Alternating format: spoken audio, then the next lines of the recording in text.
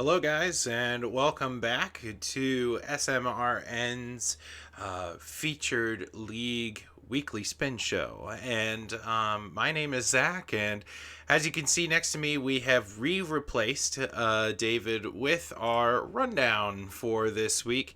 Um, I cannot stress enough how crazy it has been for him and his move and going back to school and taking up a new job, and so the time that David and I get to share together is very slim. So I hope you're okay with me just being me this week, and we're going to cover quite a bit here on our weekly spin show as we take a deep dive into Ghost Xfinity Series action. We have a lot to discuss in terms of what is going on in this league, and we're going to be previewing Pocono very shortly together. And my hope for you is that you can get excited because tonight is race night for the Ghost Xfinity Series action, and there's a lot of things to unpack here. But first things first, it is abundantly clear who is in charge at this league in general, because Jeffrey Radke is running away with this thing. I'm pulling up my notes here, but I really don't particularly need them because it's been the same song and dance in this league for quite some time. Jeff Radke has won at Watkins Glen. He has won at Martinsville, Atlanta, Michigan. That was his 3 in a row stance, and he just keeps stacking up wins across different driving techniques, as you saw on SRM Sim Racing Media last week.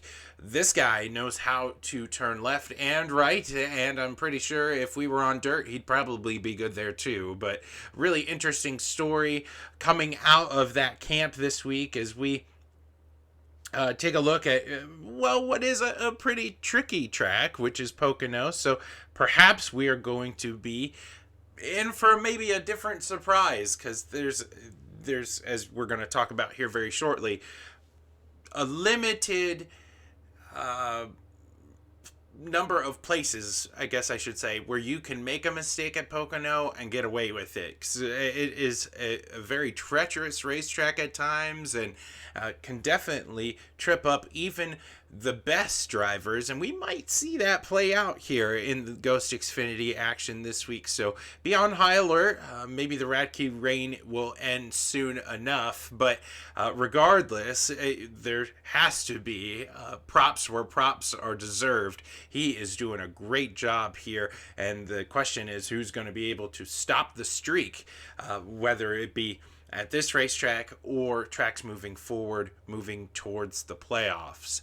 Another big update for you, as you, the viewer, have probably taken notice that the Ghost Xfinity Series is chugging along in their season. They are cruising right along through what will be a pretty diverse season where we get to see a multitude of different tracks for these drivers to take on. This is officially the halfway point of the regular season for the Ghost Xfinity Series, and Chris Hubka, the admin for this league, came out with a special announcement last week.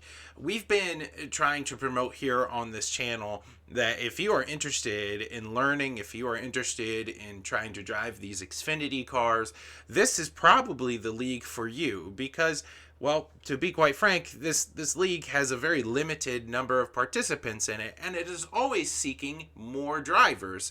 There was an announcement this week, though, that reflects on the number of drivers that come into this each and every week. You see, there are about 16 or 17 consistent drivers in this league from week to week to week, which means there's always room for growth. So if you're interested, look up Ghost League on Facebook, and that'll get you going in the right direction.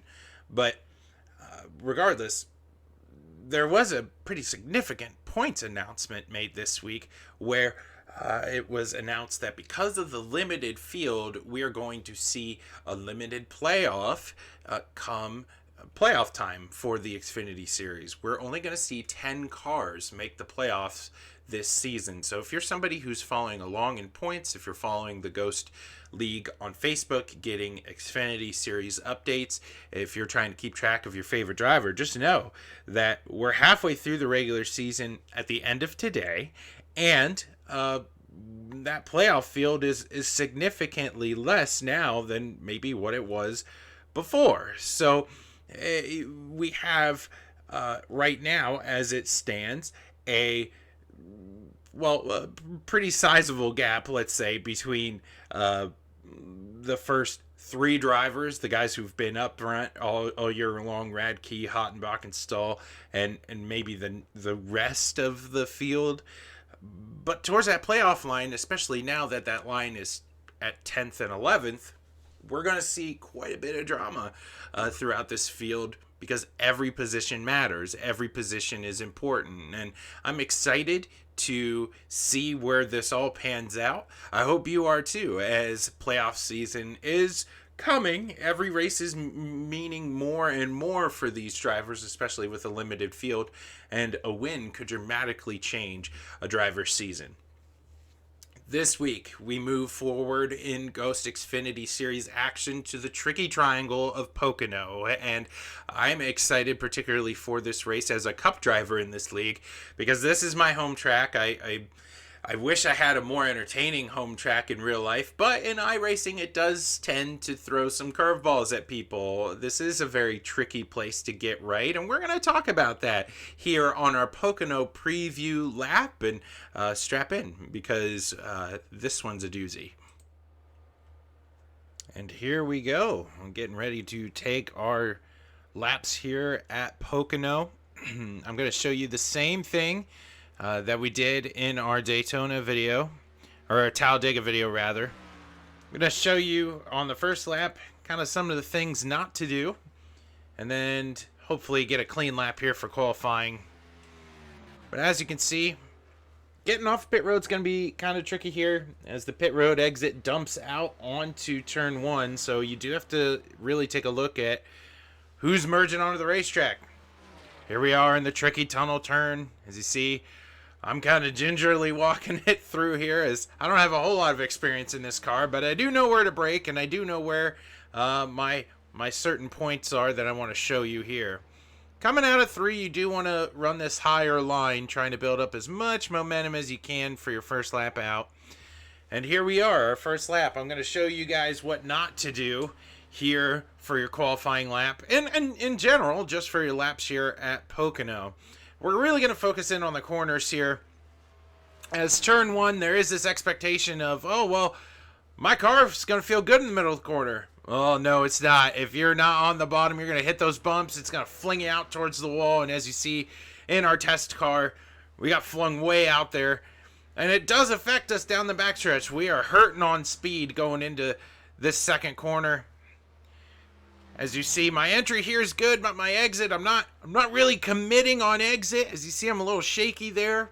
You have to find your own braking points here in that tricky tunnel turn in order to make sure you get good time. And then 3 and 4 again. If you're not on, 3 and 4 here in turn 3.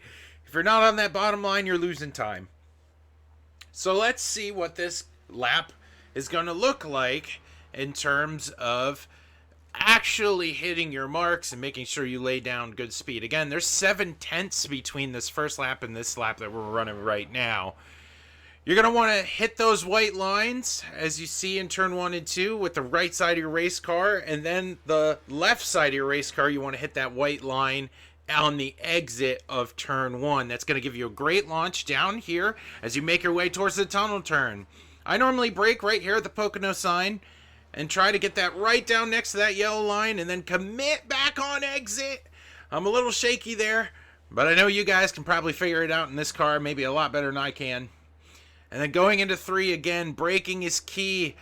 Put that thing right on the yellow line. Use those white hash marks as a marker for you. First on your right sides and then on your left sides on exit. And that will produce a pretty competitive qualifying lap here for Pocono.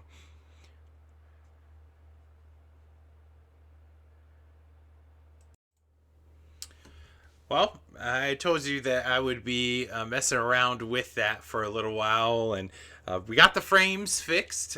Might have to do something a little bit better with the replay quality. I didn't change that in iRacing, but I'm excited to maybe make that a normal thing for us here on the channel. I hope at least that helps you in terms of how you were able to maneuver around this racetrack.